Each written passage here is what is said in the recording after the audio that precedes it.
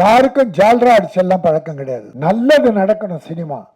இந்த ப்ரொமோஷனு கூட ஹீரோ வரல, ஹீரோயின் வரல, வரணும். முதலியால தம்பி திருமலை ஏற்பாடு பண்ணி இந்த படத்தை முடிச்சிருக்கான். இப்ப ஹீரோவா நீ கொண்டாந்த பணத்தை கொடுத்த முதல் படம் கதாநாயகன், இந்த படம் எப்படி வரணும், நாங்க இந்த பணத்தை வச்சு படம் பண்ணு. அடுத்தவங்க வைத்தறித்தலுக்கு சாபத்துக்கு மட்டும் ஆளாகாது யாரா இருந்தாலும். அவங்களால எத்தனை கோடி சம்பாதிக்க போறீங்க? படுற வேதனை அவ்வளவு பெரிய வேதனை. அந்த வில்லனும் ஹீரோயினும் பணம் கட்டின பிறகு ரிலீஸ் பண்ணாங்க, நடிக்க ஆரம்பிச்சாங்க. யாரும் இல்ல, பிரகாஷ் ராஜ் என்கிற வில்லன், சிம்ரன் என்கிற ஹீரோயின். அப்போ அந்த பவர் எங்க போச்சு உங்களுக்கு?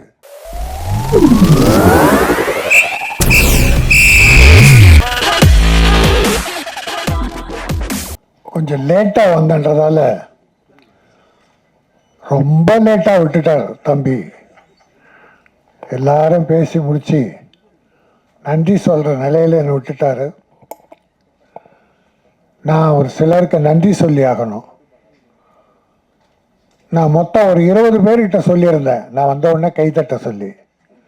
அதில் 10 பேர் தான் கைத்தட்டினாங்க. இந்த செல்வமணி, சிவா இவங்கெல்லாம் கைத்தட்டல. சும்மா சொன்னேன். ஏதோ ஒரு அன்பின் காரணமாக என் அன்பு சகோதரர் நீண்ட நாளுக்கு அப்புறம் பார்த்ததால கைத்தட்டி வரவேற்றாங்க. எல்லாருக்கும் நன்றி. மனதால் வரவேற்ற அத்தனை பேருக்கு நன்றி. எனக்கு தொழில் ரொமான்ஸ். இப்போ எல்லாருமே நம்ம தமிழில் டைட்டில் தான் நல்லதுன்னு நினைக்கிற காலத்தில் நிறைய இங்கிலீஷ் டைட்டிலாக வந்துக்கிட்டே இருக்கு. ஆனால் இந்த படத்தில் சகோதரர்கள் தமிழும் வைத்து இங்கிலீஷும் ஆங்கிலத்தையும் சேர்த்து வச்சுருக்காங்க. எனக்கு தொழில் காதல். காதல் ரொமான்ஸ்னா காதல் எல்லாம். காதலை விட அடுத்தபடியாக ரொமான்ஸ்னா டைரக்டர் சார் காதல் தானே? காதல் தான், ரொமான்ஸும் காதல் தான். எனக்கு தொழில் காதல் இப்போ ஒரு ஸ்டைலாக இருக்குது, நல்லா இருக்குது. எனக்கு தொழில் ரொமான்ஸ் போது சில யங்ஸ்டர்ஸ் இந்த காலேஜில் லவ் பண்ணிட்டு தள்ளின்னு வராங்க இல்லையா தேட்டருக்கு, அவங்கெல்லாம் கொஞ்சம் ரொமான்ஸுக்காக வருவாங்க, நிறைய வருவாங்க. எனக்கு இந்த பார்க்கும்போது நான் ரொம்ப நல்லா இருக்குன்னு சொன்னாங்க. தம்பி திருமலை தான் சொன்னான், ரொம்ப நல்லா இருக்குன்னு. அதனால தான் நம்பி நம்ம பண்ணிட்டேன். இதெல்லாம் இவ்வளோ காலம் கஷ்டப்பட்டால் கூட இதெல்லாம் வெற்றி பெறுவேன். அவன் ஒரு போராளி, சினிமா போராளி. என் சிஷ்யன் சொல்லலாம், நான் ஒரு போராளி. இப்போ எனக்கு அடுத்து என்னோட தம்பி, அதாவது கஷ்டத்தையே இஷ்டப்பட்டு எடுத்துக்குவான். கஷ்டப்படுவான், அது இஷ்டப்பட்டு படுவான். வெற்றி அடைகிற வரைக்கும் போட்டிடுவான். தவறுகளை சுட்டி காட்டுவான், தட்டி கேட்பான். யாருக்கும் ஜால்ரா அடிச்செல்லாம் பழக்கம் கிடையாது. நல்லது நடக்கணும் சினிமா. முதலீடு செய்கிற ப்ரொடியூசர் அத்தனை பேரும் நல்லா இருக்கணும், அதுக்காக போராடுவான். சில படங்கள் முடிக்க முடியாமல் இருக்கும்போது அவனுடைய உதவியால் ஃபைனான்சியல்ஸ் பணம் கொடுத்து அந்த படத்தெல்லாம் முடிச்சிருக்காங்க. ஆக அப்படி ஒரு நல்ல மனம் படைத்த அருமை தம்பி திருமலை இன்றைக்கு இந்த படத்தை எடுத்து செய்கிறான் ப்ரொடியூசர்னா முதல்ல மகிழ்ச்சி. பல பேர் அடைந்தாலும் நான் மிகப்பெரிய மகிழ்ச்சி அடைகிறேன். அவன் வெற்றி பெறுவான். இந்த இயக்குனர் தம்பி பாலாஜி ரொம்ப எளிமையாக இருக்கார். இந்த எளிமையே உங்களை வரவேற்கும், வாழ்த்தும். காதலிக்க நேரமில்லைன்னு ஒரு படம், அற்புதமான படம், காதல் கலந்த காமெடி படம். அப்படி ஒரு படமா இது அமையணும், அமையும், மக்கள் ஏற்றுக்கொள்வார்கள். தம்பி திருமலை தன்னுடைய ஆதங்கத்தை வெளிப்படுத்தினான், வருத்தத்தை வெளிப்படுத்தினான். இந்த ப்ரொமோஷனு கூட ஹீரோ வரல, ஹீரோயின் வரல, வரணும். செல்வமணி சில விஷயங்கள்லாம் சொன்னார். இந்த திட்டம்லாம் நாங்கள் போடுறோம் சார், இதெல்லாம் போடுறோம் சார், படம் எடுக்கும்போது எல்லாம் போடாமல் எடுப்போமா? ஆனால் அதை பிரேக் பண்ணுறவன் ஹீரோ, ஹீரோயினி, மற்ற சிலர் எல்லாத்தையும் பிரேக் பண்ணிடுவாங்க. டப்பிங் பேசுறதுக்கு முன்னால பணம் வேணும்னா உனக்கு ஏதாவது அசிங்கமா இல்லை, உன் மேல உனக்கு நம்பிக்கை இல்லை, படம் வியாபாரம் ஆகலை, உன்னை வச்சு நாங்கள் படம் எடுக்கிறோம், வட்டிக்கு வாங்குறோம், கஷ்டப்படுறோம். இப்போ பாருங்க 4 வருஷம் 5 வருஷம் படம், இந்த படம் முடியும்னா அப்போ என்ன கஷ்டம் இருக்கணும்? பொருளாதார கஷ்டம் தான் இருக்கணும். அதை கடைசியாக மகேந்திர குமார்ஜி முதலியால தம்பி திருமலை ஏற்பாடு பண்ணி இந்த படத்தை முடிச்சிருக்கான். அப்போ ஹீரோவா நீ கொண்டாந்த பணத்தை கொடுத்த என் முதல் படம் கதாநாயகன், இந்த படம் எப்படி வரணும், இந்தாங்க இந்த பணத்தை வச்சு படம் பண்ணுங்கன்னு சரத்குமார் பண்ணியிருக்காரு. அப்படி ஜெய்சங்கர்னு ஒரு ஹீரோ, அவர் எத்தனை ப்ரொடியூசர் வாழ வச்சிருக்காரு. ரிலீஸுக்கெல்லாம் அவங்க உதவி பண்ணுவாங்க. பட் ஒரு ப்ரொமோஷனுக்கே வரலன்னா ப்ரொடியூசர்ஸ் அவ்வளோ பெரிய அடிமைகளா? உனக்கு என்ன அவ்வளோ பிஸி ஆகிட்ட? எல்லாருக்கும் சொல்கிறேன், தலைகணம் மட்டும் இருக்கக்கூடாது. தலைகணம் கொஞ்ச நாள் நிமிரும், உன்னை தாழ்த்தி விடும். தலை கணிச்சுன்னா தலை தாழ்ந்து விடும். ஆகவே தலைகணம் இருக்கக்கூடாது யாராக இருந்தாலும். வளர்ச்சியும் போது நெற்பயிரை உதாரணம் சொல்லுவாங்க. நெற்பயிர் கதிர் விடுறதுக்கு முன்னால நெல் நிமிர்ந்து நிற்குமா, கதிர் விடுகிற போது அந்த நெற்பயிர் தலை தாழ்ந்து இருக்குமா.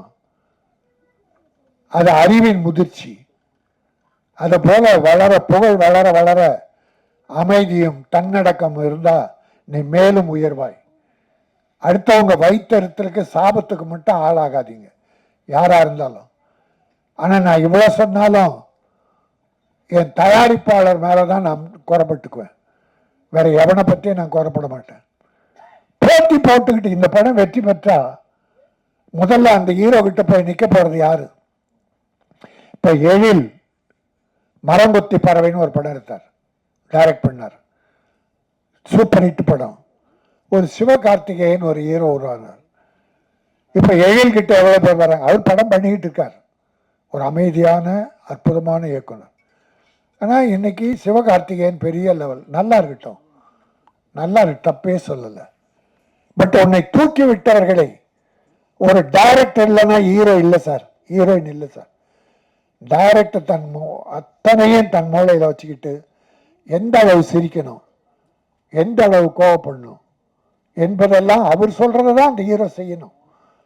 அளவுக்கு மீறி ஹீரோ மீறி டைரக்டர் மீறி பண்ண முடியாது. அப்போ ஒரு ஹீரோவை ஹீரோயினை உருவாக்குவது டைரக்டர். அந்த டைரக்டருக்கு மரியாதை தான் நீ என்ன வாழ போற? அது மட்டும் இல்லை, என் ப்ரொடியூசர் மேலனா ஒரு ஹீரோயினை இந்தியில் தேடி கொண்டாந்து போடுறாங்க சார், தமிழில் கிடைக்கலன்னு. அந்த ஹீரோயினி கால் ஷீட்டு கொடுக்கறதே கஷ்டம். கொடுத்தா பாம்பேயிலேருந்து வரணும்.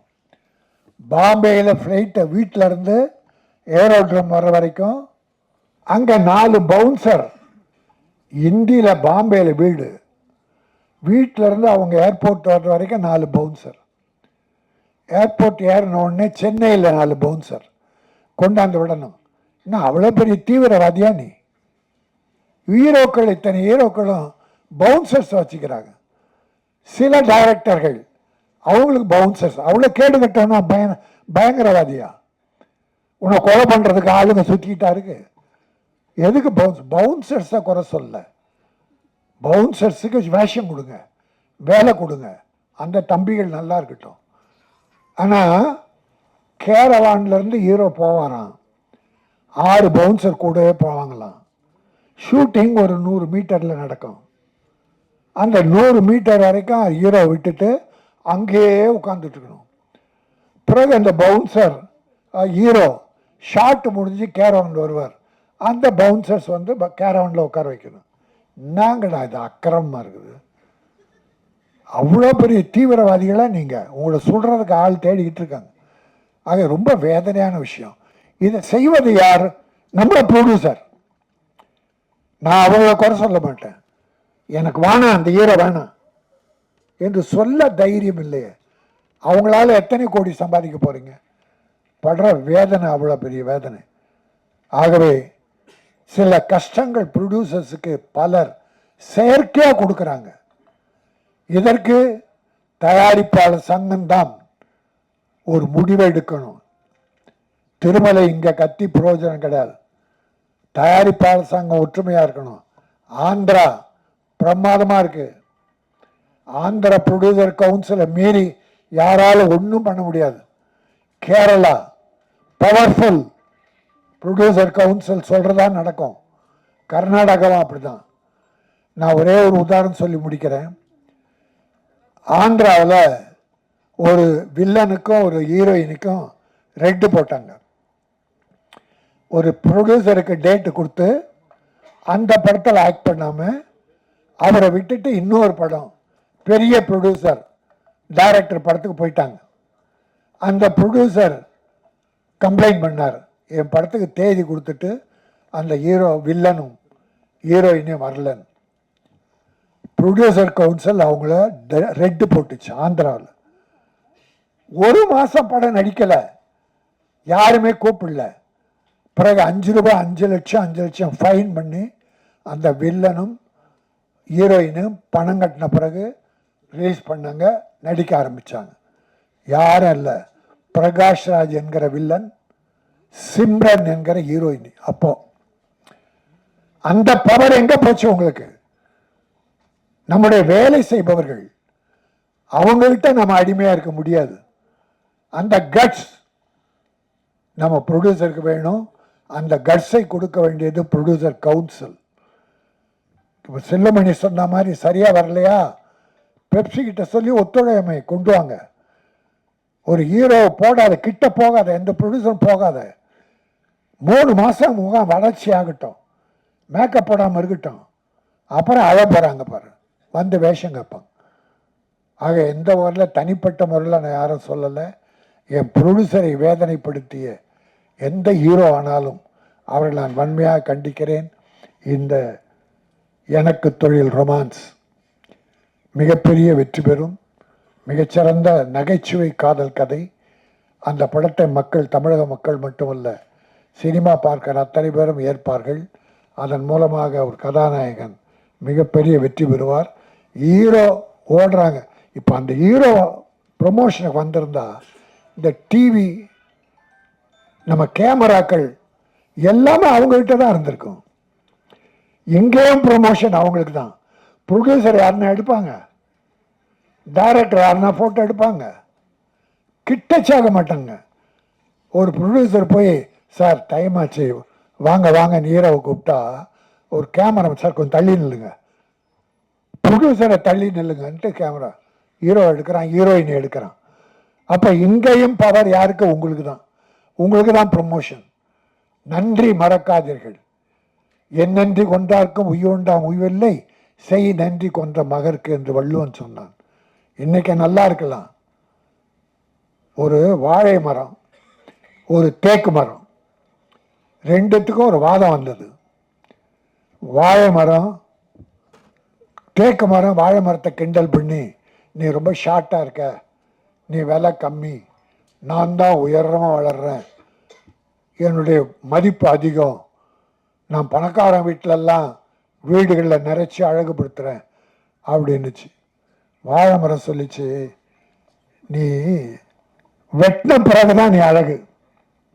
உன்னை அறுத்து மரம் வளர்ந்த பிறகு தேக்கு மரத்தை அறுத்து பீரை செய்கிறானோ என்ன பண்ணுறானோ, பொருள் அழகே பொருள். ஆனால் வாழை மரம் வாழுகிற காலத்திலேயே, வளருகிற காலத்திலேயே வாழைக்காயாக, வாழைப்பழமாக, வாழை இலையாக, தண்டாக, நாராக, அத்தனை பொருளையும் வாழுகிற காலத்திலேயே மக்களுக்கு கொடுப்பது அதுதான் சிறந்தது. அது மட்டுமல்ல, அது காலம் முடியும் போது 4 வாழை கன்றுகளை விட்டு விட்டு செல்லும். இந்த மக்களுக்காக 4 வாழை கன்றுகளை விட்டு விட்டு அது அழியும். அதை கல்யாண வீட்டில் மாட்டி வைப்பாங்க, கல்யாண வீடு அலங்கரிக்க. அப்படி வாழுகிற காலத்தில் அடுத்தவர்களுக்கு உதவியாக இருக்க வேண்டும். நீ வளர்ந்துபட்டு யாருக்கும் உபயோகமாக இருந்து புரோஜனம் இல்லை, மனிதனே கிடையாது. ஆகவே இந்த எனக்கு தொழில் ரொமான்ஸ் மிகப்பெரிய வெற்றி பெற வாழ்த்துகிறேன். நன்றி, வணக்கம்.